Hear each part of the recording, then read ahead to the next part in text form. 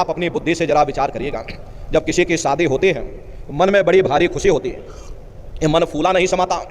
लेकिन यदि शादी के बाद उसी साथी के साथ कोई अनबन हो जाए, मन मुटाव या झगड़ा हो जाए, तो मन में भय पैदा हो जाता है कि कहीं साथी हमारा बदकार ना निकल जाए, हमें छोड़ करके चला ना जाए, शराबी कबाबी और जुआरी ना बन जाए।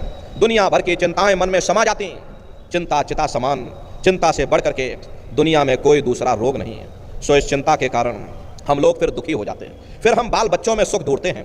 जब बाल बच्चे पैदा होते मन में बड़ी भारी खुशी होती है, मन हमारा फूला नहीं समाता।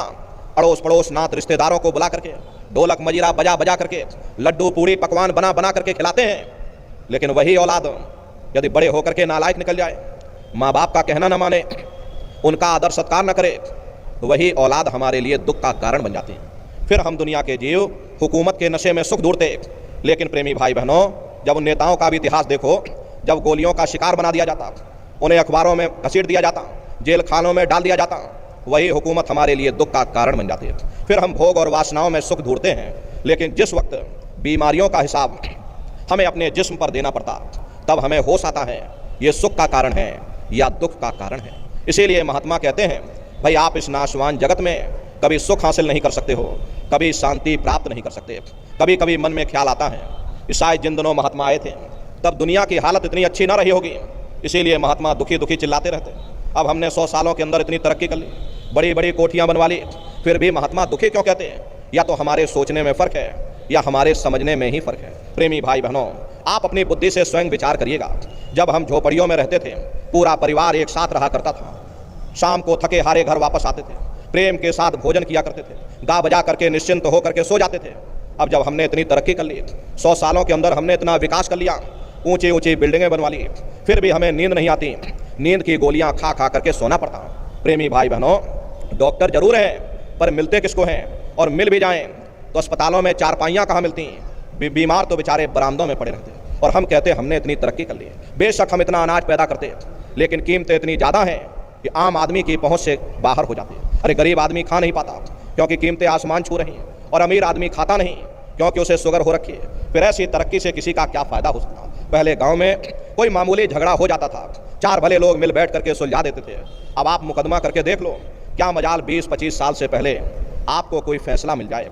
कचहरियों में जाकर के देखो, तीर्थों की तरह जमघट लगा हुआ, मानो कोई बहुत बड़ा तीर्थ स्थान हो। अरे आप किसी से पूछ करके देखिएगा, किसी को फुर्सत नहीं, डॉक्टर को फुर्सत नहीं, जज को फुर्सत नहीं, वकील को फुर्सत नहीं, कारखानेदार को फुर्सत नहीं, उद्योगपतियों को फुर्सत नहीं, सबके चेहरे पर चिंता और तनाव की लकीरें हैं। फिर ऐसी तरक्की से किसी का क्या फ़ायदा हो सकता?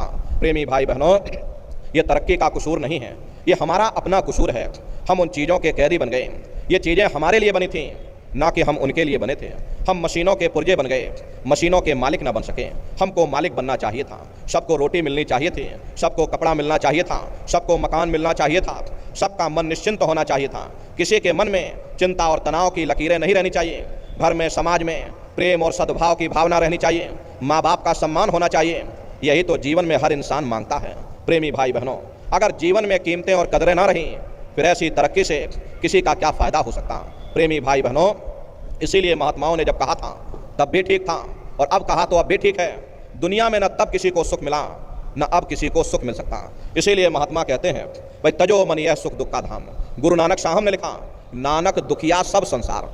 दुनिया का हर एक जीव अपनी अपनी जगह दुख और मुसीबतों से भरा हुआ। यही सहजोबाई ने कहा, धनवंते सब ही दुखी, निर्धन है धन रूप, और साध सुखी सहजो कहे, पायो भेद अनूप। जिसके पास धन दौलत है, जो राजा महाराजा हैं, जो सेठ साहूकार हैं, वे सब के सब दुखी हैं। उनको किस चीज़ का दुख है?